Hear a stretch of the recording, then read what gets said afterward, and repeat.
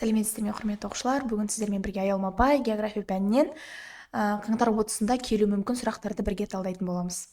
Жақсы, бірінші сұрақтан бастайық. Бірнеше қабатты электрондық карта жасауға мүмкіндік беретін бағдарлама бізде қалай аталады?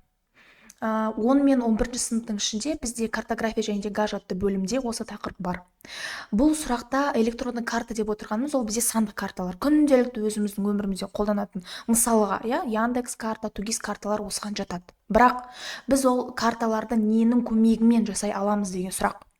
Қабат деген сөз бұл сұрақта нені білдіріп тұр? Қабат дегеніміз ол бізде слой. Мысалға, мен мына жерден ArcMap деген сіздерге бағдарламаны көрсетіп тұрмын. ArcMap деген бағдарлама геоақпараттық жүйелерде кеңінен қолданылатын бағдарламаның бір түрі.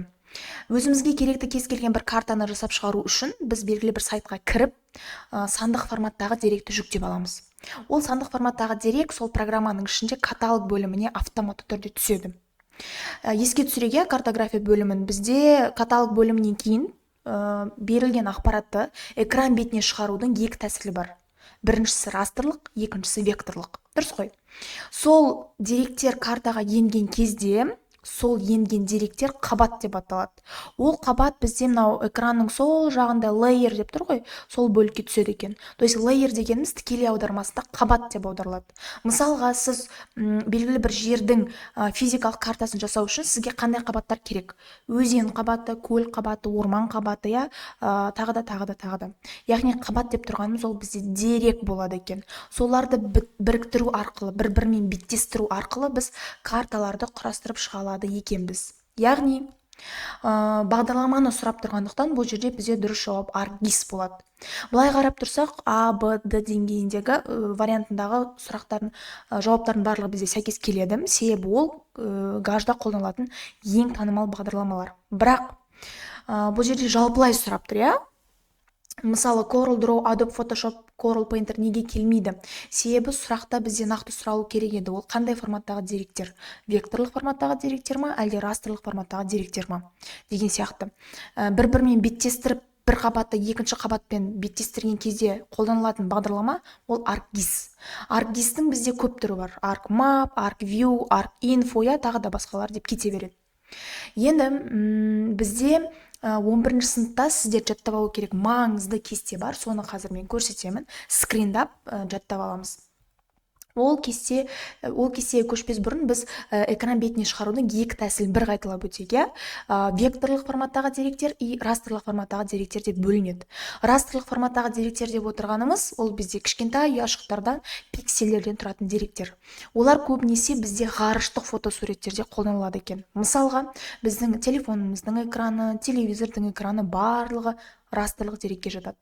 Ал векторлық дерек деп отырғанымыз өздеріңізге белгілі әртүрлі геометриялық фигуралардың қосындысы ретінде көрініс табатын деректер. Үш түрге бөлінеді негізінен, ол бізде нүкте, сызық және полигон. Енді жаңа мына вариантта тұрған бағдарламалардың біреуі тек қана векторлық деректерді қолданады, басқа біреуі тек қана растрлық форматтағы деректерді қолданады екен. Айырмашылығы сонда ғана. Енді ол кесте бізде 11 сыныптың Каймудинова авторы картография және гаж бөлімінде берілген. Мысалға, Adobe Illustrator тек қана векторлық форматтағы деректермен жұмыс жасайды екен. CorelDRAW векторлық форматтағы деректермен жұмыс жасайды.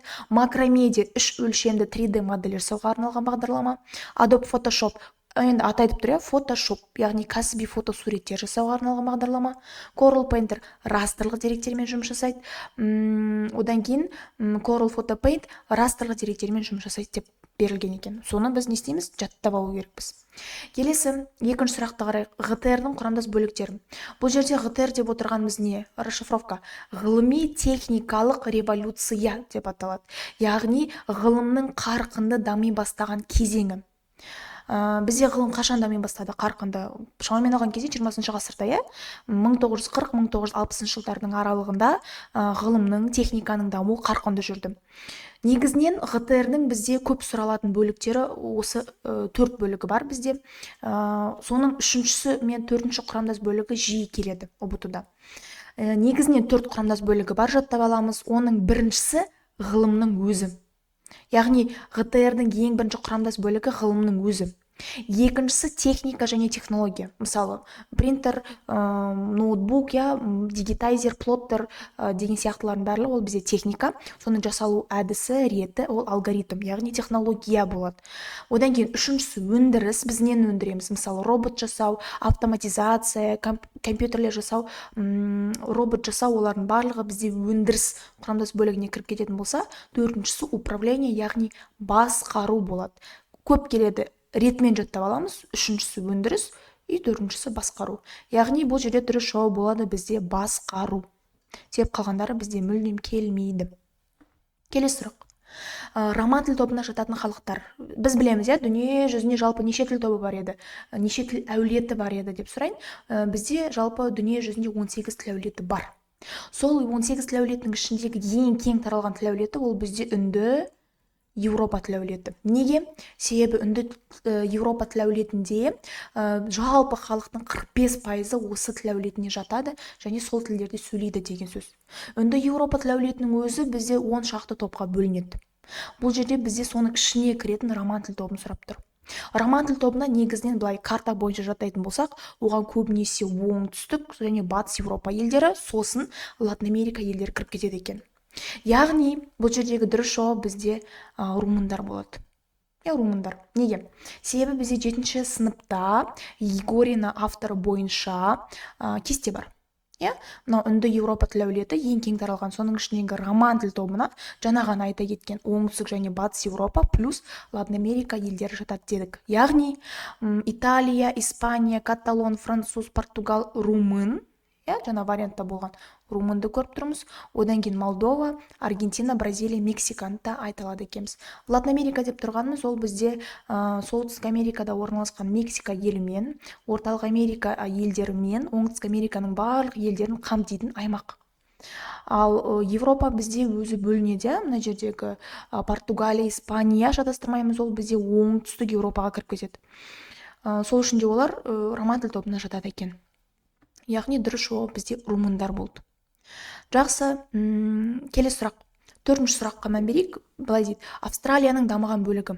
Бұл жерде дамыған бөлік деген кезде Австралияның орталығын сұрап тұр. Біз білеміз, белгілі бір территорияны алып қарастыратын болсақ, әр мемлекеттің өзінің артта қалған немесе қарқынды инфрақұрылымы дамыған аймақтар болады. Яғни бұл жерде ЭГЖ деген тақырыпқа тоқтала кетейік, себебі бұл ЭГЖ-ның бір түрі. ЭГЖ дегеніміз не еді? Ол бізде экономикалық, географиялық жағдай. Дұрыс қой.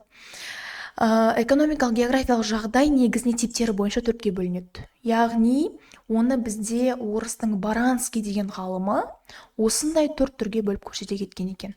Мына жерде тұрған орталық деген сөз, мына сұрақтағы дамыған бөлік дегенді білдіреді. Яғни Австралияның қай бөлігі жоғары дамыған, халық қай жерлерде тығыз шоғырланған, инфрақұрылым қай жақта дамыған дегенді білдіреді. Бұлай логикалық тұрғыдан ойлап қарайтын болсақ, бізде Австралияның физгеографиялық орны негізінен шөлді аймақтардан тұрады. Ал шөлді аумақта бізде халық өте аз қоныстанған. Халық бізде қай жақтарда көбірек қоныстанады? Өзеннің, көлдің маңында. Неге? Себебі ол аймақтарда су жеткілікті. Біріншіден, екіншіден, ол аймақтар шаруашылыққа қолайлы аймақтар ретінде саналады. Сол үшін де бізде Австралияның орталығы оңтүстік шығыс болады. Ол жақта халық көбірек шоғырланған, ол жақта Австралияның ең ірі өзені ағып өтеді. Муррей деп аталады. Инфрақұрылымында дамыған, халықта сол жерде көбірек шоғырланған деген сияқты. Ал негізінен орталық батыс бөлігінің барлығын бізде Австралияда шөлді аумақ алып жатыр.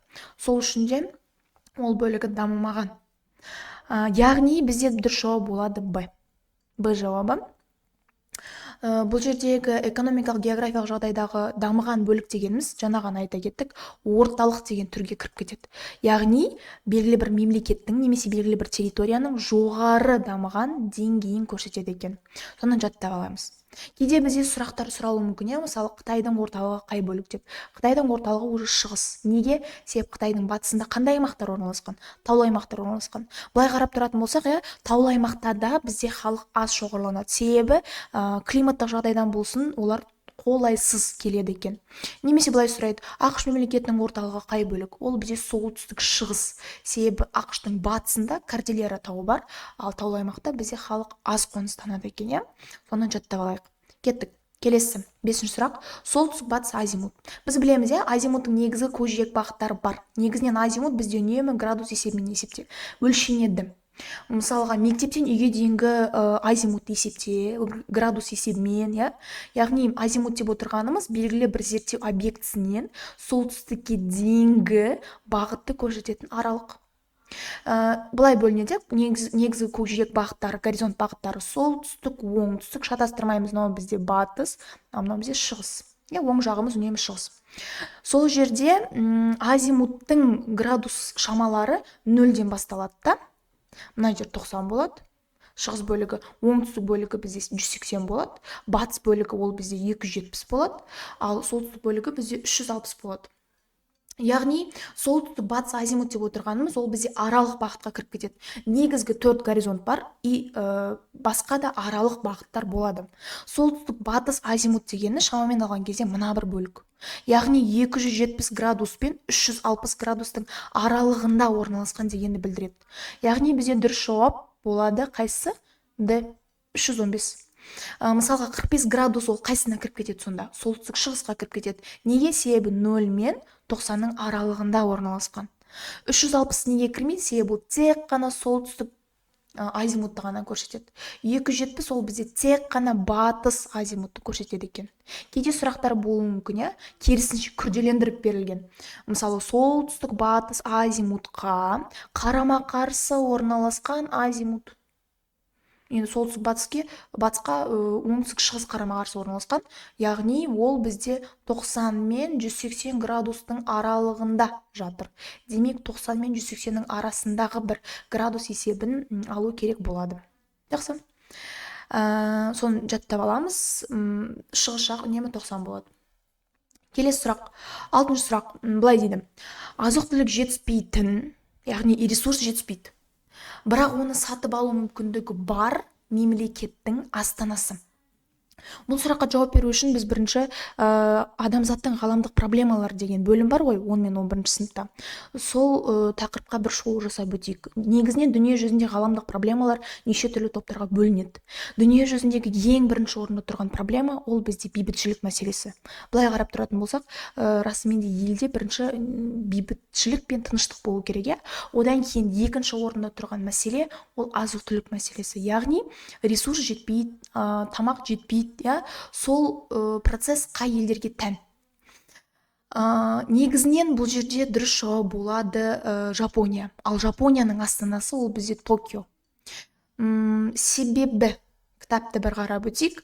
Мынау екінші бөлігіне мән берсеңіздер, былай дейді, азық-түлік жетіспейді, бірақ оны сырттан сатып алу мүмкіндігі бар ел ол Жапония. Территориясы қатты үлкен емес, өзінің табиғи ресурстарына кедей, дегенмен ғылым қарқынды дамыған мемлекет, бәріміз білеміз, ол Жапония. Ал Жапонияның астанасы сол Токио болып тұр, көрдік па?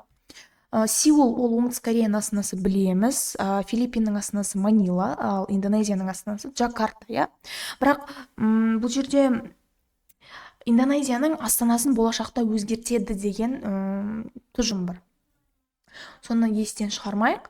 И мына бір бөлікті де бір қайталап алсаңыздар түсіріп. Себебі дәл осы сұрақ емес, басқаша бір түрі келіп қалуы да мүмкін, кім біледі. Келесі 7-ші сұраққа мән берейік. Алғашқы ашық тұқымды өсімдіктер пайда болған дәуір.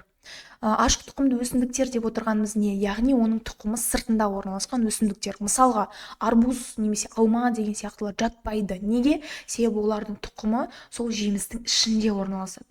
Ашық тұқымдыларға мысалы біз шыршаны жатқыза аламыз. Себебі оның тұқымы қайда? Сыртында орналасып тұр, Сол ашық тұқымды өсімдіктер негізінен бізде қарқынды дами бастады палеозой эрасында. Протерозой мен палеозойда шатастырып алмайық. Біз хронологиялық кестені төменнен жоғары оқитын едік қой, ең біріншісі архей кетеді, сосын протерозой, сосын палеозой, мезозой, кайнозой деп кетеді. Ашық тұқымды өсімдіктер негізінен палеозойда пайда болды, бірақ палеозой эрасы бізде 6 дәуірге бөлінеді. Ең төменнен бастайық. Ол бізде Кембрий дәуірінде не болды? Бұл жерде ең алғашқы жаңағы теңіздегі омыртқасыз жануарлар пайда болған екен. Келесі Кембрий, одан кейін Ардавикта керісінше құрлықтағы омыртқасыз жануарлар пайда болған екен. Одан кейін Кембрий, Ардавик, Силур кетеді. Силурда не болған екен? Мына жерде кестеге бір қарай кетейік. Так, алғашқы құрлық өсімдіктерінің қарқынды пайда болуы дейді.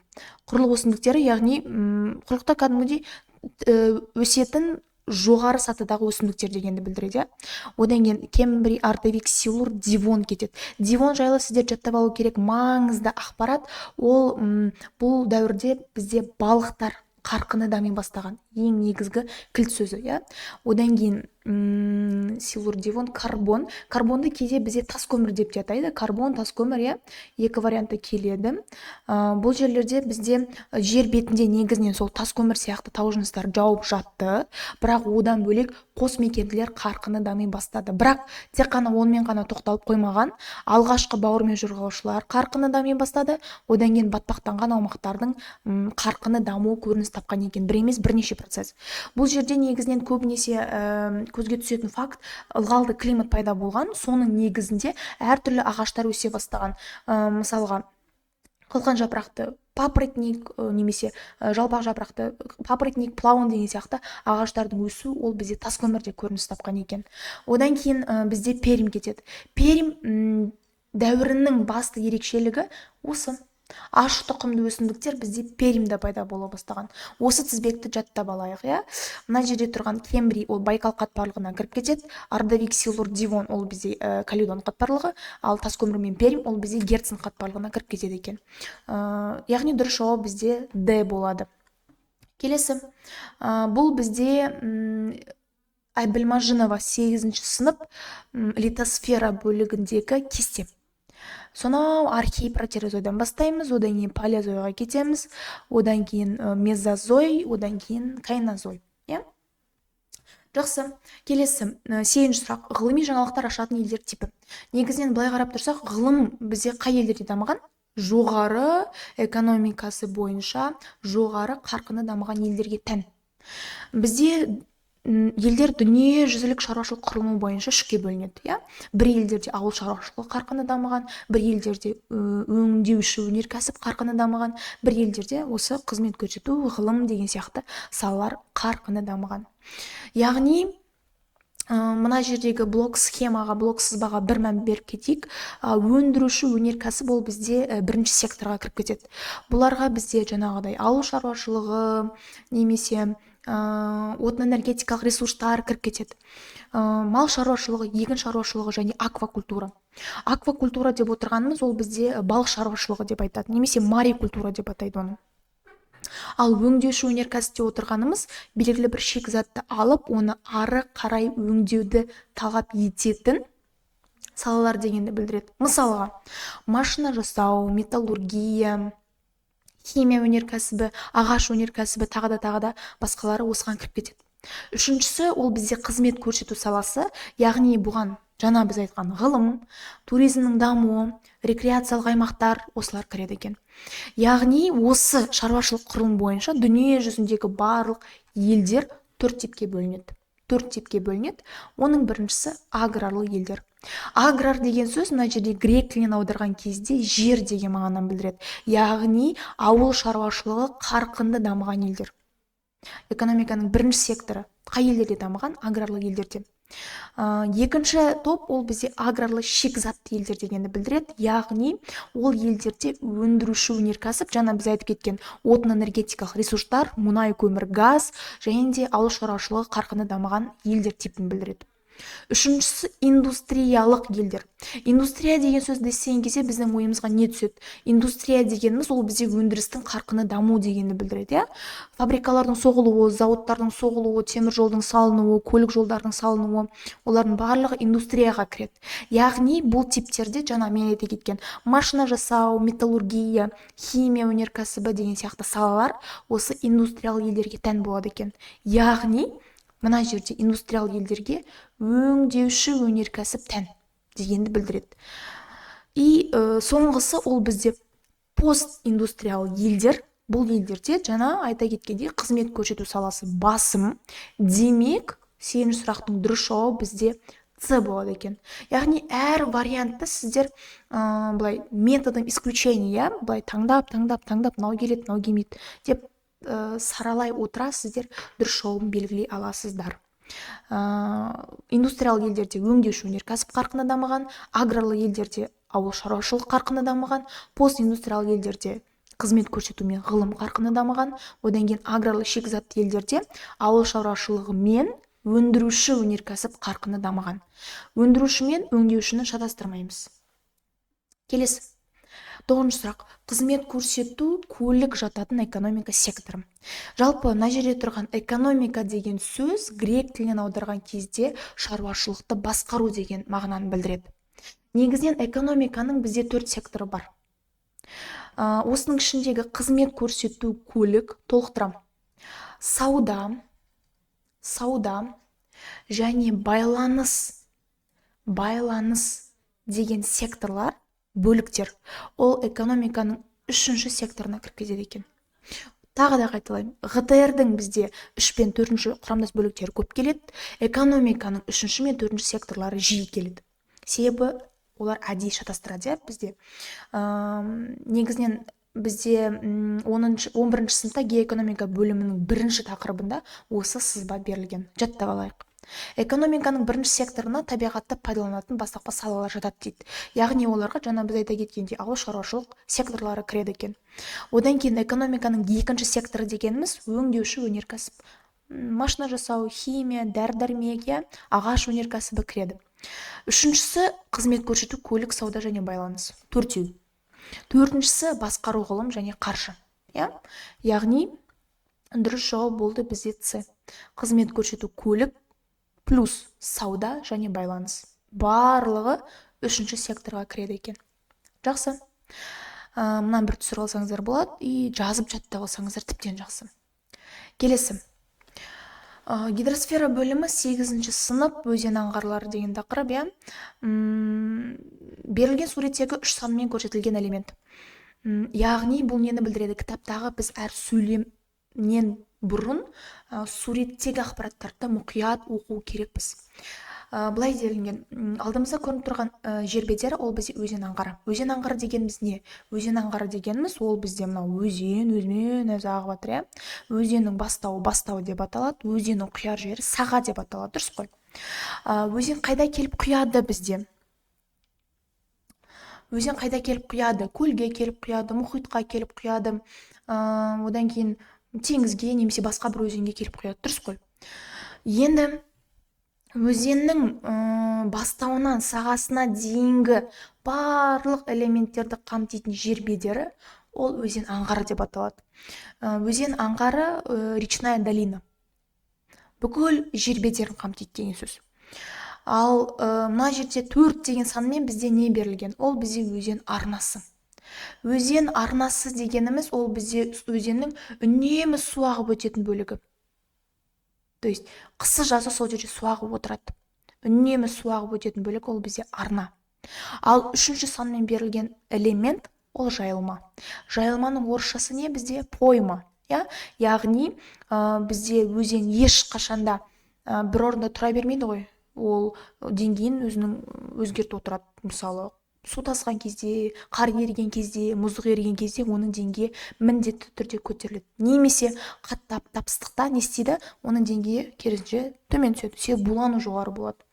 Яғни өзеннің су тасқан кезде су басатын бөлігін, мына жерде тұрған су тасқан кезде су басатын бөлігін бізде жайылма деп атайды екен. Екіншісі ол бізде терраса. Терраса деп отырғанымыз өзеннің сатыланып келген жер бөлігі, жер бедері. Яғни былай қарап тұрсақ, лестница тәріздес екен. Иә, лестница тәріздес. И біріншісіне қарайық, біріншісі ол бізде жаға.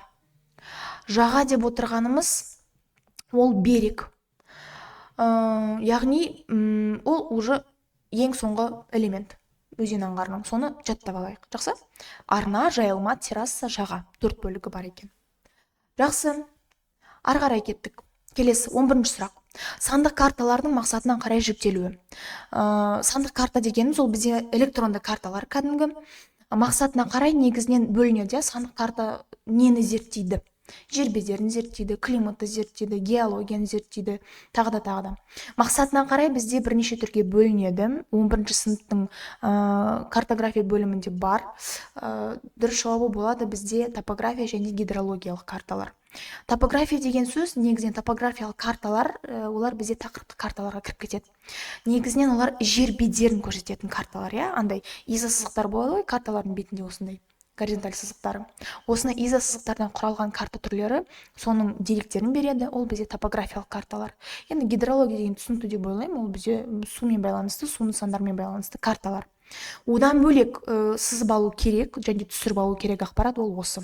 Осы кестені мұқият жаттап аламыз. Топографиялықтан бөлек кескінді карталарда болады екен, геоморфологиялық карталарда болады екен, яғни жер бедерін зерттейтін карталар, геологиялық карталарда болады екен, жер қыртысын зерттейтін карталар, гидрологиялық және кадастрлық деп бөлінеді. Соның ішіндегі мына жерде екеуі ғана келіп тұр. Ал мүмкін басқа варианттарда мүлдем басқа түрлері келуі мүмкін. Соны жаттап аламыз. Одан кейін осы тақырып бойынша екінші орында тұрған маңызды кесте ол сандық карталардың топтары. Бізде мына жерде мынандай кесте бар. Сандық карталарда берілетін ақпараттың түрлері 5-ке бөлінеді. Соның ішінде оқушылар көп шатасады синтаксистік пен семантикалық ақпарат бойынша. Синтаксистік деп отырғанымыз белгілі бір жер объектісінің орналасқан орнын, жату бағытын көрсететін рельеф түрлері, жер бедері түрлері.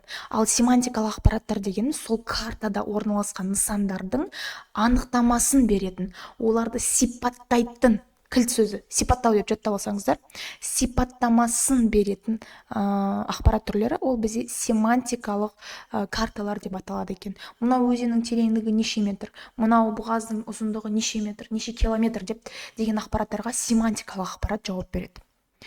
Так, келесі бөлік. Мынау сұрақ бізде түсінікті деп ойлаймын. Келесі ол бізде 12-ші сұрақ. Жердің өз өсінен айналуына байланысты болатын ырғақтылық. Ырғақтылық дегеніміз не? Ырғақтылық дегеніміз ол бізде орысшасы ритмичность, бір процестің үнемі қайталана беру. Қайда? Табиғатта. Негізінен ырғақтылық деп қоямын да. 2-ге бөлінеді қалыптасу сипаттары бойынша. Оның біріншісі циклдік ырғақтылық. Екіншісі маусымдық ырғақтылық. Маусымдық ырғақтылық кейде тәуліктік ырғақтылық деп айта береді. Екеуі де бір процестің табиғатта үнемі қайталануын көрсетеді. Мысалға, табиғатта қандай процестер үнемі қайталанады? Күн мен түннің алмасуы қайталана ма? Жердің күнді айналуы қайталанады. Немесе жануарлардың ұйқыға кетуі қайталанады. Құстардың жылы жаққа ұшуы ол да қайталанатын процесс. Бірақ циклдік ырғақтылықта табиғатта болып жататын процестердің қайталану жиілігі өзгеріп тұрады. Әрбір 10 жыл сайын қайталануы мүмкін, әрбір 11 жыл сайын қайталануы мүмкін, әрбір 20 жыл сайын қайталануы мүмкін деп бөлінеді. Мысалға, цунами процесі ол бізде циклдік ырғақтылық. Біз білеміз, цунами бізде Тынық мұхитында өте көп, әсіресе Жапония жерінде. Жапония жерінде мысалы 1960 жылы цунами процесі болса, 1961 жылы цунами процесі дәл сол уақытта болады дегенді білдірмейді ғой. Ол қайталанады цунами, бірақ олардың қайталану жиілігі өзгеріп тұрады. Аралығы, промежуток.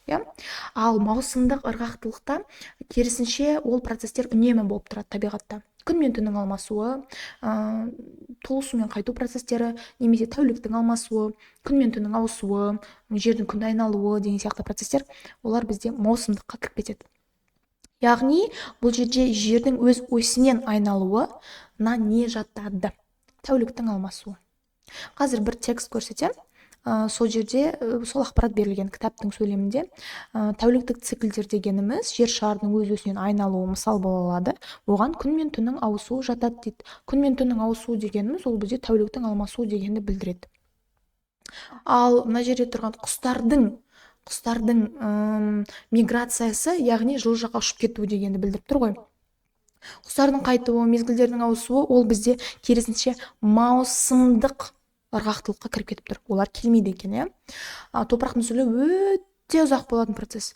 Ол, вот представьте, 2 сантиметр топырақ пайда болу үшін, 0,5-2 сантиметр топырақ пайда болу үшін бізге 100 жыл керек. Иә? Бірақ ол да қайтымды процесс. Жақсы. Дұрыс жауап бізде Б болды. Келесі сұрақ. Так, 13. Суреттегі өзен жүйесінің бөлігі. Өзен жүйесінің бөлігі суретке мұқият қарайтын болсақ, мәссаған, лайлы өзен.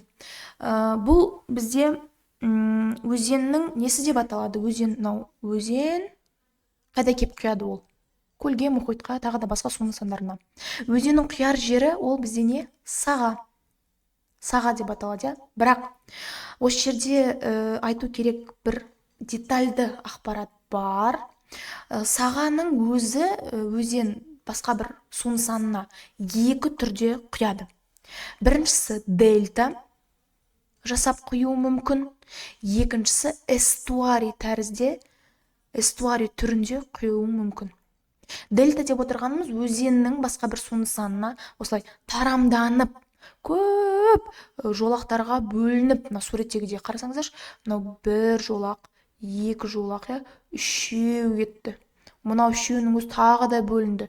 4 кетті, 5. Осындай тарамданып келіп құйылуын дельта деп атайды. Ал эстуарий дегеніміз ол тоже сағаның бір түрі. Өзеннің басқа бір су нысанына үлкен шығанақ түрінде, үлкен атырау жасап құюын, оны біз эстуарий деп атайды екенбіз. В целом ол бізде саға. Бастауын түсіндік, аңғарын білдік, арнасын тоже түсіндік, иә? Жақсы. Келесі. 14-ші сұрақ. Аграрлы, еске түсірейік, аграрлы. Аграр деген сөз жер деген мағынаны білдіреді. Яғни ауыл шаруашылығы қарқынды дамыған елдер.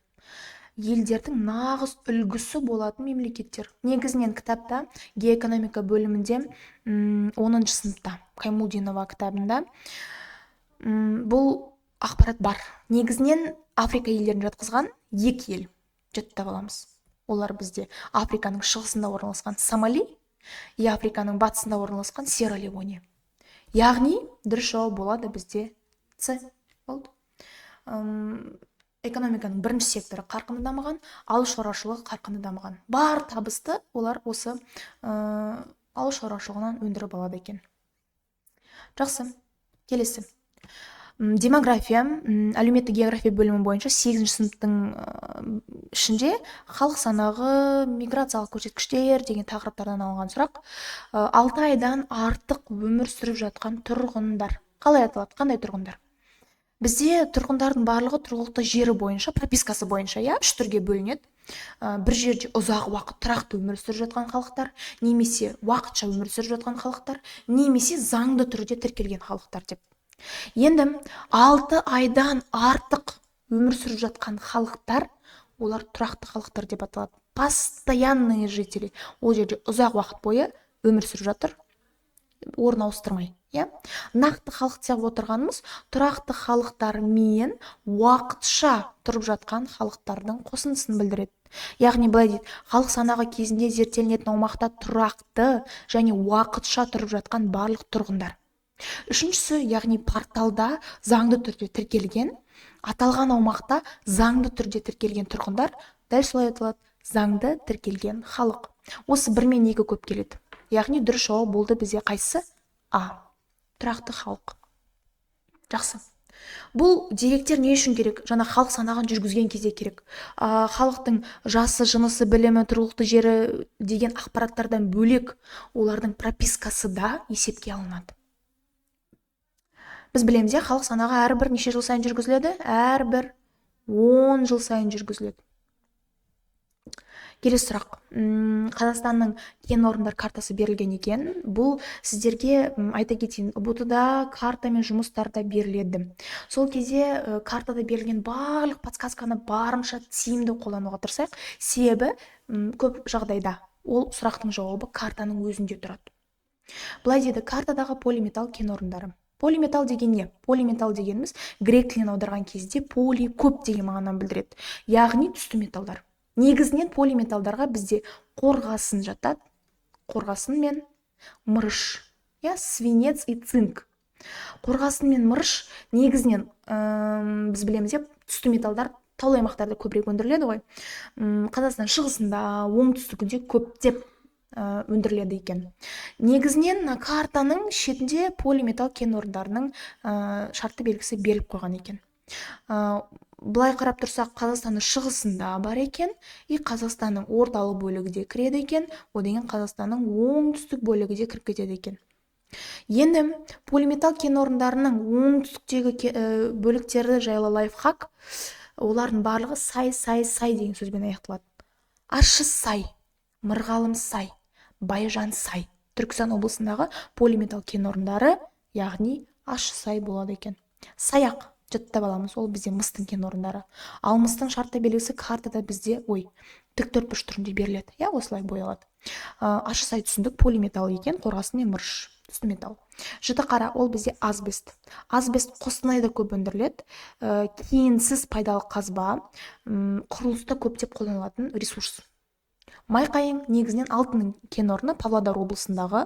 Алтын бізде дөңгелекті, осылай жартылай боялған дөңгелек. Ол бізде алтынның кен орны болады екен. Жақсы. Келесі сұрақ. Мынау бізде 3 автор бар ғой 9 сыныпта, соның біріктірілген ақпараты қарастырылған, сол бойынша қарастырылған кесте жаттап алайық. Ащы сай, Мырғалым сай, Байжан сай, олардың барлығы қарап тұрсақ Түркістан облысында таралған екен. Кесте кейде берілуі де мүмкін, немесе карта берілуі мүмкін, немесе берілмейтін де жағдайлар болады. Келесі сұрақ. 17. Мұхиттың беткі бөлігіндегі тіршілік тобы. Мұхиттағы органикалық дүниелер қалыптасу тереңдігі бойынша 3-ке бөлінеді. Мұхиттың бетінде қалқып жүретін, тіршілік ететін организмдер, мысалы бактериялар, немесе кішкентай микроорганизмдер, басқа да бір балдыр түрлері, және тағы да басқалары. Одан кейін орталық бөлігінде еркін жүзетін органикалық дүниелер, балықтар, кит, акула, деген сияқтылар, тасбақа. Сосын ең соңғысы мұхиттың түбінде бекініп тіршілік ететін органикалық дүниелер деп бөлінеді. Енді жаттап алайық. Мұхиттың, судың жалпы бетінде қалқып өмір сүретін органикалық дүние планктон деп аталады. Планктондар бөлінеді, фитопланктон, зоопланктон деп. Еркін жүзетін балықтар, тасбақа, кит, касатка, дельфин барлығы нектонға кіріп кетеді. Ал мұхиттың түбінде селбесіп немесе бекініп тіршілік ететін организмдер бентос деп аталады. Яғни шаян, теңіз жұлдыздары, кораллы, олардың барлығы бізде теңіз маржандары, олардың барлығы бентосқа кіріп кетеді. Сұрақта не дейді? Беткі бөлігінде, яғни ол бізде планктон болады.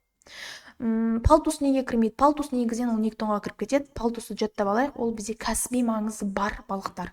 Кәсіби маңызы бар дегендерге бізде жатады. Скумбрия, палтустың өзі, сардиния деген сияқты балықтар бар. Консервный банкаларда сатылады ғой магазиндерде. Солар бізде кәсіби маңызы бар балықтар тобына жатады. Тізімін бір қайталай кетейік. Кәсіби маңызы бар балықтарға ментай, анчоус, майшабақ, сардина, ставрида, скумбрия, сайра, көксерке, нәлім, жаңа біз көрген палтус, табан балық, теңіз алабұғасы жатады екен. Жақсы. Келесі сұрақ.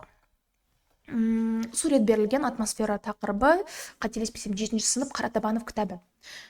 Сызбадағы 3 санмен көрсетілген гидросфераның құрамдас бөлігі. Былай қарап тұрсақ, қайтадан сурет келіп тұр. Яғни тақырыпты оқыған кезде біз кітаптағы суреттерді де ұмытпау керекпіз, бәрін оқу керек. Бұл бізде дүние жүзілік су айналымы жайлы ақпарат берілген. Мына жердегі 3 деген сан, ол атмосферадағы су болады. Жаттап аламыз. Ол мынау. Мұздықтар, құрлық сулары, дүние жүзілік мұхит, құрлық сулары және атмосфералық су. Жақсы. Гаш технологияларының басты қызметі гаш геоақпараттық жүйе. Негізінен гаш технологияларының 4 қызметі бар, соны жаттап алайық. Солардың негізінде бізде карталар жасалады. Бірінші не істейміз? Зерттелінетін аумақ жайлы бір карта жасағымыз келеді.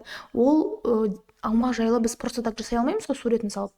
Ол дерек жайлы, ол аумақ жайлы біз деректерді жинаймыз.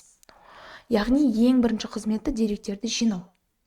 Одан кейін деректерді өңдеу, обработкадан өткіземіз, керек емес жерлерін алып тастаймыз, одан кейін талдаймыз. Үшінші функциясы кетті. И соңғысы шешім шығару. Осындай гаждың 4 басты қызметі бар. Яғни бұл жерде дұрыс жауап Б болады. Шешім қабылдауды жеделдету. Жақсы. Келесі сұрақ 20. Батыс Еуропа аймағына енетін ел. Карта берілген, подсказканың барлығы тұр, бірақ есте сақтап алу керек. Бізде Еуропа аймақтары 4-ке бөлінеді: солтүстік, оңтүстік, батыс, шығыс деп.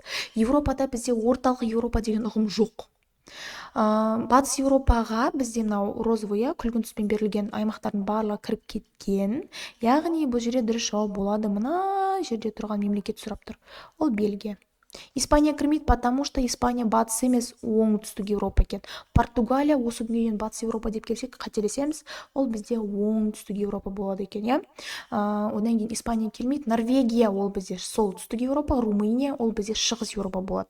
Үнемі методом исключения барынша табуға тырысайық тесттің сұрақтарын, жауаптарын. Бельгия, Нидерланды, Люксембург деген сияқты мемлекеттер орналасқан екен. Жақсы. Келесі сұрақ, 21 сұрақ. Орманның ең алғашқы жойылуы байқалған аймақты сұрап тұр. Бұл геокология және табиғатты пайдалану деген бөлімнен алынған. 10 мен 11 сыныпта бар, білеміз. Орманның негізінен жойылу типтері 4 кезеңге бөлінеді. Ең алғашқы жойылу ол қай жерлерде байқалды? Не үшін жалпы, не үшін жойылды? Себебі адамдар соны шаруашылық мақсатта қолданады. Негізінен жерорта теңізінде қарқынды дами бастаған. Кітапқа бір көз жүгіртейік. Мына жерде тұрған орманның ең алғашқы жойылу деген бөлім жерорта теңізі жағалауында көрініс тапқан екен. Одан бөлек Үндістан мен Қытайдың шығысында ең алғаш рет ормандар қарқынды түрде кесіліп жойыла бастаған. Ал басқа варианттарда тұрған Индонезия, Филиппин, Малайзия дегендер олар орманның жойылуының ішіне кіреді, бірақ 4-ші кезеңіне кіреді. Ал бізге керек ең 1-ші кезеңі. Дұрыс қой? Соны шатастырып алмайық. Мына жерде қазіргі заманғы 4-ші жойылу деген жерде жаңағы бізге керекті елдер тұр. Филиппин, Малайзия, Индонезия, Бразилия деген сияқты. Мынау Филиппин, Малайзия, Индонезия сіздер білесіздер, оңтүстік шығыс Азия елдеріне кіреді. Бразилия ол Латын Америкасы. Яғни оңтүстік Америкада орналасқан. 2-ші кезеңі Еуропада басталған, 3-ші кезеңі жаңа жерлерді игерумен байланысты болған дейді. Жақсы. Келесі сұрақ. Жаңадан игеріліп жатқан аумадандар. Геоэкономика бөлім бойынша бізде дамыған елдердің аумақтық құрылымы деген тақырып бар. Сол жерде де біз ойлаймыз, дамыған елдер бүкіл дүние жүзіндегі, мысалы Франция алатын болсақ, немесе Италияны алатын болсақ, ол Италия дүние жүзіндегі ең қарқынды дамыған мемлекет, бірақ оның аудандары, оның провинциялары 100% қарқынды дамыды дегенді білдірмейді ғой. Олардың ішінде де жоғары дамыған аудандар болады, артта қалған аудандар болады, ескі өнеркәсіп аудандары болады, немесе енді жаңадан игеріліп жатқан аудандары болады. Бұл жерде жаңадан игеріліп жатқан аудандар деген нені білдіреді? Бұрын соңды зерттелмеген, немесе қандай да бір климаттық жағдайлардың болуына байланысты қолайсыз, мысалы климаты суық болған шығар, адамның зерттеуіне қолайсыз жағдай болған шығар. Олар бұрын соңды зерттелмеген, бірақ соңғы уақытта енді қарқынды игеріле бастаған аудандар дегенді білдіреді. Негізінен бұл жерде адам аяғы баспайтын, өмір сүруге қолайсыз аймақтар жаңадан игеріліп жатқан аудандарға жатады. Енді шөлді аумақта адам аз тұрады ғой, дұрыс қой? Сонда Австралияның шөлді аймақтары ол жаңадан игеріліп жатқан аудандар болады. Толықтырам. Аляска жері дәл сол категорияға кіреді. Жаңадан игеріліп жатқан аудандардың ішіне кіріп кетеді. Одан кейін Канада архипелагы, немесе Канаданың солтүстігі. Канаданың солтүстігінде Баффин деген сияқты көп аралдар бар ғой. Солар бізде жаңадан игеріліп жатқан аудандарға кіреді. Сосын Австралияның шөлді аймақтары, сосын Гренландия аумағы. Енді мұздық қой. Адамда өмір сүрмейді, практически. Солардың барлығы бізде жаңадан игеріліп жатқан аудандар дегенге кіреді. Төменгі Рейн-Рур ол бізде ескі өнеркәсіпті аудан, бірақ жоғары дамыған елдердің ішіне кіріп кеткен. Ранстад, солтүстік Шотландия, солтүстік Шотландия ол артта қалған аграрлы аудан. Дамыған елдің өзі де осындай типтерге бөлінеді. Соны есе шығармайық, осы сұрақты біз мұқият жаттап алайық. Жақсы. Келесі сұрақ 23. Өмір сүру ұзақтығы бойынша көшбасшы мемлекет. Бірден ойға келеді ол Жапония. Себебі Жапонияда халықтар 90 жасқа дейін, 100 жасқа дейін өмір сүреді ғой деп. Жоқ. Расымен де Жапония жатады ол топ 10-дыққа, бірақ ең бірінші орында тұрған көшбасшы мемлекет ол Францияның оңтүстік батысында шектесетін Монако мемлекеті. Неге? Себебі бұл территорияда біріншіден халық саны аз, және де халықтың орташа өмір сүру ұзақтығы 89 жасты құрайды екен. Жапония ол Монакодан кейін екінші орында тұрған мемлекет. Бұл жерде халықтың орташа өмір сүру ұзақтығы 83-те 4 жас. Егер қателеспесем 82-де 4 жас болуы мүмкін. Яғни екінші орында тұр. Ал бірінші орында тұр ол бізде Монако мемлекеті, Франциямен шектесетін микро немесе ергежейлі мемлекет. Келесі. Құстар пайда болған кезең. Құстар пайда болған кезең деп бұл жерде эраларды сұрап тұр екен, бұл жерде бізде жаңа білеміз ғой, архей, протерозой, палеозой, мезозой, кайнозой деп бөлеміз. Сол жерде құстар алғаш рет пайда болды мезозойда. Мезозойдың өзін еске түсірейік, 3 дәуірге бөлінеді. 1, 2, 3. Триас, Юра және Бор. Осы дәуірлердің ішінде қайсысында құстар пайда болды? Жаттап аламыз. Юра дәуірінде бізде құстар, қарапайым алғашқы құстар шыққан. Қатпарлығы тоже мезозой деп аталады екен. Архей вулканизм процестері қарқынды жүрді, және де бір жасушалы бактериялар пайда болды. Жақсы. Келесі сұрақ. Геоэкология терминінің негізін қалаған ғалым. Геоэкология термині негізінен 1939 жылы ғылымға енген. Не оқыды ма? Так, 1939. Осы жылы ғылымға енеді. Негізін қалаған ғалым. А жауабынан бастайық. Фридрих Рацель сәйкес келе ме? Жоқ. Неге? Себебі Фридрих Рацель ол бізде саяси географияның негізін қалаған, және де экспансияның 7 заңын ойлап тапқан ғалым. Карл Тролл келе ме? Ол дұрыс жауап болады. Рудольф Челлен келе ме? Жоқ. Себебі Рудольф Челлен ол бізде геосаясат терминінің авторы. Эдуардиус келмейді, себебі ол ең алғаш рет Австрия геологы, биосфераны еске түсірейік. Биосфера деген ұғымды ғылымға енгізген ғалым, геолог. Так, 26-шы сұраққа тоқтамас бұрын бізде уже 26-дан 30-ға дейін контекст сұрақтар басталады. Бір мәтін беріледі, сол бойынша 5 сұрақ. Былай деді, Валерштайнның экономикалық кеңістіктік моделі берілген екен.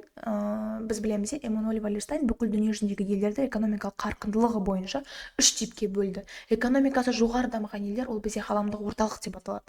Одан кейін өтпелі экономика елдері ол бізде жартылай периферия деп аталады. Артта қалған елдер периферия деп аталады. Себебі периферия деген сөз өзінің аудармасында шеткі деген мағынаны білдіреді. Яғни даму деңгейі өте төмен, шеткі аймақта орналасқан елдер. Сол бойынша бізде мына бір сұрақтар тізбегі тұр. Ғаламдық орталыққа жататын аймақтар, яғни жиынтық ішкі өнімі бойынша лидер, ғылым қарқыны дамыған, жоғары экономика типіне ие елдер, ол бізде Евроодақ, ақш, Жапония.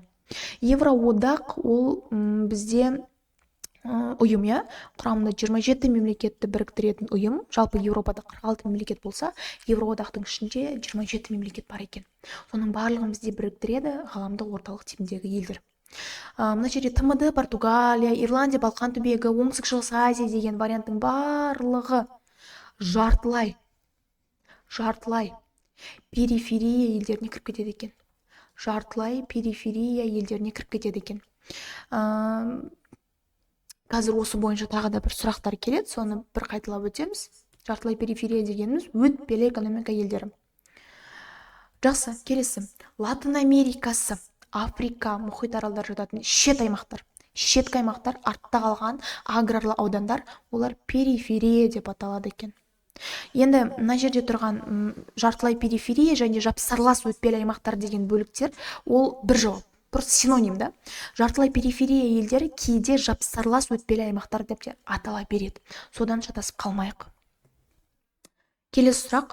Белгілі бір аумақта орналасқан және уақыт ішінде дамитын географиялық нысандардың қарым-қатынастарының жиынтығы белгілі бір аумақта, яғни белгілі бір мемлекетте орналасқан, ол бізде географиялық кеңістік болады. Географиялық пространство, бізді қоршап тұрған барлық объектілер. Не қоршап тұр? Мемлекет қоршап тұр. Не қоршап тұр? Объект қоршап тұр, иә? Алаевтың пікірі бойынша, сол ғалым географиялық кеңістік деген ұғымға осындай анықтама бере кеткен екен. Белгілі бір аумақта орналасқан, уақыт ішінде дамитын географиялық нысандардың қарым-қатынастарының жиынтығы кеңістік деп аталады. Жақсы. Келесі. Французша шығарылым деген мағынаны білдіреді. Айналымға жаңа ақшаларды шығару арқылы ақша массасын ұлғайту не деп аталады? Шатасып кетуіміз мүмкін. Б мен Д жауабында, иә? Себебі екеуі бір-біріне әріптермен ғана ұқсас, бірақ мағыналары әртүрлі. Яғни айналымға жаңа ақшаны енгізу, ол эмиссия деп аталады. Дұрыс қой? Яғни выпуск новых денег. Жаңа ақшаларды енгізу арқылы ақша массасын ұлғайту эмиссия деп аталады. Экспансия дегеніміз ол мүлдем басқа ұғым. Ол геосаясатта кездесетін ұғым. Экспансия дегеніміз ол бізде басым күшті топтардың экономикалық жағынан, әлеуметтік жағынан, немесе мәдени жағынан басқа топтарға күш көрсетуі. Мысалға келтірейін, белгілі бір мемлекет басқа бір мемлекеттің территориясын жаулап алса, ол экспансия болады. Немесе ислам дінінің дүние жүзі бойынша таралуы, кино әлемінің дүние жүзі бойынша танымал болуы, ол экспансия. Басым топтардың басқа топтарға күш көрсетуі, ол экспансия деп аталады.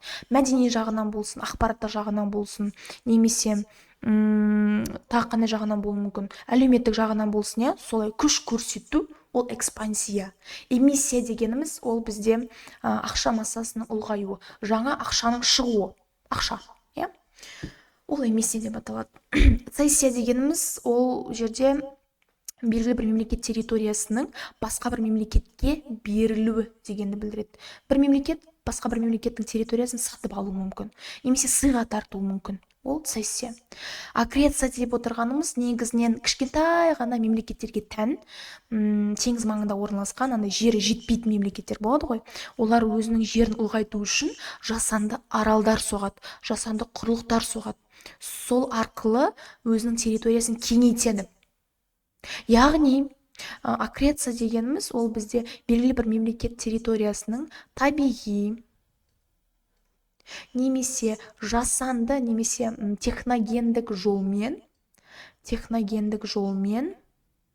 ұлғаюы, өздерінің қолдарымен аралдар соғып, өзінің жерін кеңейтеді, үлкейтеді. Соны біз аккреция деп атайды екенбіз. Негізінен жаңағы Нидерланды, Сингапур, паршығанағы елдеріне тән. Дұрыс жауап бізде Д болды. Жақсы. Келесі.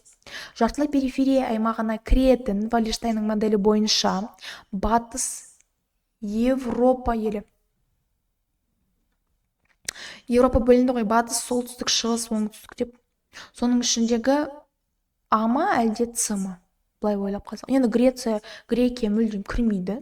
Малайзия вообще Азия, иә? Бізге батыс Европа керек.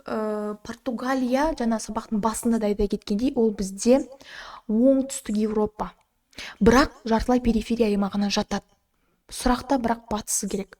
Дұрыс жауабы сонда Ирландия болады екен. Жартылай периферия, яғни жапсарлас өтпелі аймақ деп те аударылады деп айттым. Дұрыс қой? Келесі сұрақ 31-ден 35 сұрақ аралығында бізде сәйкестендіру беріледі. Көбінесе шатастыру үшін бір-біріне ұқсайтын ұғымдар беріп қояды да, 2-2 балдан беретін нұсқа 5 сұрақ. Сол жерде біз анықтамалармен жиі шатасып жатамыз. 31-ші сұраққа мән берейік. Былай дейді. Адам қандай да бір жануардан, өсімдіктен пайда болады деп сену, біріншісі. Екіншісі, тылсым күшке ие деп заттарға сену. Енді сенім деген әлеуметтік география, дін деген тақырыпта бар, 7-ші сыныпта. Қаратапанов кітабында бізде ежелгі наным сенім деген тақырып бар. Енді әлемдік дін деген тақырыпқа тоқталмас бұрын, ұлттық дін деген тақырыпқа тоқталмас бұрын, ежелгі адамдар бізде ежелгі наным сенімдерге сенген діни, иә. Яғни ол былай болады. Мысалы, белгілі бір жануарға сену, аруаққа сену, шамандарға сену, немесе белгілі бір тылсым күшке деп заттарға сену, ол ежелгі наным сенімдер. Яғни жануарға немесе өсімдікке сену, ол бізде қалай аталады? Тотемизм деп аталады. Тотемизм. Яғни бірінің жауабы Д болады. Ал тылсым күшке деп заттарға сену, мысалы, мына тұмардың бір күшті қасиеті бар, мені тіл көзден сақтайды деп сену, ол фетишизм. А жауабы болады. Анимизм деп отырғанымыз ол бізде духтарға, яғни аруақтарға сену. Ал сиқырлық ол магия, яғни шамандар арқылы белгілі бір тылсым күшке сену, ол тоже діни наным сенімнің бір түрі. Қалай бар, кітапта дәл солай түсіріп алып жаттап аламыз. Тотемизм, одан кейін сиқырлық, анимизм және фетишизм деп берілген екен, соларды ұмытпайық. Жақсы. Келесі сұрақ. Литосфера, 7-ші сынып, тау жыныстары деген бөлім. Магмалық тау жыныстарына қайсы жатады, метаморфтық тау жыныстарына қайсы жатады? Магмалық тау жыныстары, жалпы тау жыныстары дегеніміз ол бізде минералдардың жиынтығынан тұратын, былайша айтқан кезде тастар. Дұрыс қой, жер бетін толтырып жатқан минералдардың жиынтығынан тұратын тастар. Магмалық тау жыныстар жалпы 3 түрге бөлінеді: шөгінді, магмалық, метаморфтық деп, қалыптасу типтері бойынша. Магмалықтың өзі, магмалық тау жынысының өзі 2-ге бөлінеді. Интрузивті және эффузивті деп 2-ге бөлінеді. Эффузивті және интрузивті. Интрузивті деген сөзді қалай жаттап алсақ болады? Ағылшын тілінде in деген сөз бар ғой. Яғни бір нәрсенің ішінде, in, внутри. Яғни магмалық тау жыныстар тікелей жанартау атқылау нәтижесінде пайда болатын тау жыныстары. Вот мынау бізде вулкан. Вулканның арнайы өзінің каналы болады, сол арқылы бізде магма жүріп өтеді, бірақ көп жағдайда магманың атқылау нәтижесінде жер бетіне шықпай қалған магма сол жердің ішінде қатып қалады. Дұрыс қой. Сол жер бетіне шықпай, жердің ішкі бөлігінде қатып қалған, соның нәтижесінде пайда болған магмалық тау жыныстары интрузивті тау жыныстар деп аталады екен. Ал керісінше, мына жерде тұрған магманың сыртқа төгіліп атқылауынан пайда болған және жер бетіне шығып суынған тау жыныстары эффузивті деп аталады екен. Интрузивті тау жыныстарды эффузивті тау жыныстарынан ешқашан шатастырып алмау керек. Интрузивтіге өзі 4-еу жатады. Подсказка берем. Интрузивтіні біз қалай жаттап аламыз? Бұл тау жыныстарына жататын барлық типтер ит деген сөзбен аяқталады. Мысалға, гранит, сиенит, диорит, габро исключение. Осы 4-еуі интрузивті магмалық тау жыныстары. Ал эффузивті тау жыныстарын біз айта кеттік, жер бетіне төгілген магманың нәтижесінде пайда болған. Оларға бізде базальт, жанартаулық туф. Көріп тұрмыз ба, былай логикалық тұрғыдан ойлап қарайтын болсақ, анау ыстық магманың атқылап шығуынан пайда болады. Жер бетіне шыққан кезде олар суынады. Сол суынған кезде оның ішіне ауа өтеді емес па? Ауа өткен кезде оның ішінде осындай тесік бос кеңістіктерді қалдырады екен. Ол эффузивті магмалық тау жыныстарының сипатын береді. Обсидиан, пемза, жанартаулық туф, базальт осы типке жатады. Яғни дұрыс жауап бізде 1-де С болады. Ал 2-шіде метаморфтық деген сөз, ол грек тілінен өзгеріс деген мағына білдіреді. Өзгеріс. Яғни мына жерде тұрған, мысалға, гранит деген тау жынысы пайда болады. Одан кейін оның өзгеруіне көп деген факторлар әсер ете бастайды. Қысым, температура, жел, тағы да. соның нәтижесінде ол тау жынысының құрамы мен формасы өзгереді. Яғни өзгеріске ұшыраған тау жыныстары бізде метаморфтық тау жыныстар деп аталады. Мысалға, мынау бірінші суретте тұрған тау жынысы о баста гранит болған. Гранит тау жынысы өзінің сыртқы факторлардың әсерінен, температураның әсерінен, қысымның әсерінен формасы мен пішіні өзгеріп, гнейсқа айналып кетеді. Получается, гнейс ол метаморфтық тау жынысы. Мына жерде тұрған мәрмәр, мрамор, о баста бізде не болған? Әктас болған. Әктас ол бізде шөгінді тау жынысы. Ұзақ уақыт бойы өзгеріске ұшырап, мәрмәрге айналып кетеді. Яғни мәрмәр ол бізде шөгінді, метаморфтық тау жынысы болады екен. Кварцит ол бізде о баста құмтас болған. Құмтас тоже көп уақыт бойы өзгеріске ұшырайды, үгіледі, қысымның әсеріне ұшырайды, температураның әсеріне ұшырайды. Сөйтеді де кварцитке айналып кетеді. Яғни кварцит ол бізде тоже метаморфтық тау жынысы болады екен. Дұрыс жауабына келейік. Кварцит пен мәрмәр, А болады екен. Тас көмір мен әктас ол шөгінді тау жыныстары. Базальт эффузивті болған менде құмтас келмейді. Құмтас ол шөгінді тау жынысы. Келесі сұрақ. Сәйкестендіру, жер бедері тегіс, мән береміз, тегіс, төбелі емес, ойпатты емес, тегіс жазық болып келетін аймақ. Екіншісі, мұхит деңгейінен 500 метр биіктікте орналасқан жер бедері. Бізде жалпы жазықты аймақтар білеміз ғой не екен, жазықты аймақтар дегеніміз жер бетінің тегіс бөлігі. Андай таулар сияқты ойлы қырлы емес, қатпарлы аймақтар емес, жазықтар бізде биіктіктері бойынша үшке бөлінеді. Біріншісі ойпатты жазықтар, екіншісі ол бізде қыратты жазықтар, қырат және үстірт. Үшеуінің бір-бірінен айырмашылығы тек қана оның биіктіктерінде. Ойпаттар негізінен 0 метрден бастап 200 метрге дейін барады. Қыраттар бізде 200 метрден басталып 500 метрге дейін барады. Үстірттер 500 метрден басталып кете береді. Жоғары қарай. Енді тегіс жазық болып келетін аймақ ол Батыс Сібір жазығы. Неге Шығыс Еуропа емес? Шығыс Еуропада ол жазық қой. Қазақстанның батысында орналасқан аймақ қой деген сұрақ туындайтын болса, жаттап аламыз. Шығыс Еуропа ол бізде төбелі жазық болады екен. Бізде кітапта осындай бір сөйлем бар. Шығыс Еуропа, көріп тұрмыз ба?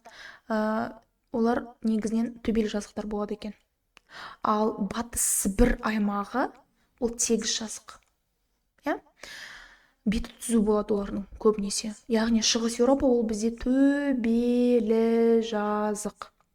Декан неге кірмейді? Үндістан территориясында орналасқан. Декан ол вообще үстірт. Орта Сібір ол бізде ойпатты жазық. Ойпатты жазық деп бөлінеді екен жер бедерінің көрсеткіштері бойынша. Енді қарайық, мұхит деңгейінен 500 метр биіктікте орналасқан жер бедері, яғни ол үстірт болады. Ал үстірт Декан үстірті. Үндістанда орналасқан. Біріншісінің жауабы бізде С, екіншісінің жауабы бізде Б. Соны жаттап алайық. Келесі сұраққа мән берейік. Жапония және Оңтүстік Шығыс Азия елдері үшін валюталық эмиссия. Эмиссияны түсіндік қой. Эмиссия деп қой. Эмиссия, айналымға жаңа ақшаның енуі, жаңа ақшаның шығарылуы, сол арқылы ақша массасының ұлғаюы эмиссия деп аталады. Енді Жапония мен Оңтүстік Шығыс Азия елдері үшін басты эмиссиялық валюта қоры ол иена. Дұрыс қой. ақш елі үшін басты эмиссиялық валюта ол бізде не? Енді евро емес қой, әрине доллар. Негізінен бізде эмиссия қоры ретінде көбінесе осы ақш доллар есепке алынады. Кейде былай сұралуы мүмкін. Оңтүстік Шығыс Азияның ішіндегі бір мемлекет алып алады да, сол елдің басты эмиссиялық валютасын сұрайды. Мысалы, Вьетнам. Вьетнам елі расымен де Оңтүстік Шығыс Азияда орналасқан ғой. Сол елдің эмиссиялық валютасы тоже иена болады. Былай да шатастырып келе береді. Сіздің қаншалықты критикалық сыни ойлауыңызды солай тексереді. Сол үшін де шатасып қалмайық. Келесі сұрақ. Эндогенді күш және экзогенді күшті бір-бірімен сәйкестендіру керек екен. Эндогенді дегеніміз ол бізде ішкі күш, яғни жердің қойнауында болып жатқан процестердің нәтижесінде пайда болған жер бедері, мысалы цунами, жер сілкіну, тақталардың қозғалысы, жанартаудың атқылауы бәрі эндогенді күш. Тіпті таулардың пайда болуы. Бәрі ішкі күш. Экзогендік күш дегеніміз көбінесе ішкі күш құрастырып берген жер бедерін олар бұзады, яғни сыртқы күш. Қосымша ақпарат айтамын. Ішкі күштердің нәтижесінде бізде морфо деген пішін деген сөз. Морфо құрылым пайда болады. Ал сыртқы процестердің нәтижесінде бізде морфо мүсін пайда болады. Морфо скульптура. Морфо құрылым пайда болады. Морфо құрылымды бұзады. Сыртқы процестер, яғни морфо мүсін оны бұзады. Сыртқы күштерге жаңағыдай температураның әсерінен, қысымның әсерінен өзгеріске ұшыраған жер бедері жатады. Мысалға, жер сілкінісі ол бізде не болады сонда? Эндогендік күш. Тікелей жердің қойнауында жүзеге асады. Ал С жауабында тұрған үгілу выветривание, тау жыныстарының желдің әсерінен, судың әсерінен формасының немесе құрамының өзгеруі үгілу деп аталады. Үгілу қалай жаттап аламыз? Бұзылу. Ол сыртқы күш. Бұзады. Соны шатастырмайық. Келесі сұрақ. Қазақстанның ферроқорытпа зауыттары орналасқан қалалар. Феррум, Менделеев кестесіндегі феррум, ол не еді? Ол темір. Ферроқорытпа деген сөз темірмен бірге басқа бір металды немесе басқа бір руданы алып араластыру нәтижесінде алатын өнім. Аралас өнім. Қазақстанда негізінен ферроқорытпа зауыттарының саны 3. Оның біріншісі Ақтөбе. Біз білеміз, Ақтөбе облысы не бойынша лидер еді? Қара металдардың ішіндегі хром өндірісі бойынша лидер. Дұрыс қой. Яғни Ақтөбе қаласында феррохром өндіріліп шығарылады екен. Екіншісі ол бізде Ақтау. Ақсу дегенім. Ақсу ол Павлодар облысындағы қала. Ақсу қаласында бізде ферросилиций өндіріліп шығарылады. Тоже ферроқорытпа зауыты. Үшіншісі Тараз. Ферросилика марганец өндіріліп шығарылады. Ол бізде 9 сыныптың Толыбекова кітабының 1 бөлімінде литосфера деген тақырып бар. Қазақстанның пайдалы қазбалары, кен орындарын барлау деген сияқты. Сол жерде осы сөйлем берілген. Сол жердің алғашқысы деп тұр. Ақтөбе ферроқорытпа зауыты орналасқан. Одан кейін Павлодар облысындағы Ақсу қаласында ферросилиций өндіріледі. Одан кейін Тараз қаласы, мына жерде ферросилика марганец өндіріледі екен. Осы 3 қаланы шатастырып алмайық. Ақтөбе, Ақсу, Павлодардағы, одан кейін Тараз қаласы. 3. Келесі сұрақ 37. Аммиакпен ластанған қалалар. 11 сыныпта геоэкология және табиғатты пайдалану деген бөлімнен алынған. Аммиакпен ластанған негізінен қалаларымыз екеуі ғана. Көп бар. Шаң-тозамен ластанған қалалар, қорғасымен ластанған қалалар деп бөліне береді. Соның ішінде аммиакпен ластанған қалалар негізінен ол орталық және оңтүстік бөлікте орналасқан қалалар. Ол Теміртау, одан кейін Шымкент. Осы екеуі ғана жатады. Қалғандар кірмейді. Келесі бөлік. Мына глубокая ол бізде шығыс Қазақстанда орналасқан аймақ. Өскемен шығыс Қазақстанда, Алматы оңтүстікте, Ақтөбе батыста. Оны білеміз. Теміртау мен Шымкент өзі екеуі ғана аммиакпен ластанған қалалар. Жаттап аламыз. Келесі сұрақ. Microsoft Excel гаждың ішіне кіріп кетеді. Бағдарламасын жасап шығарған Гарвард студенттері. Бұл жерде тұрған Гарвард студенттері, олар жаңа математикадан немесе сол сабақтан берілген үй жұмысын тезірек орындау үшін арнайы түрде электронды калькуляторды ойлап табады. Бірақ та бұл калькуляторды кімдер ойлап тапты?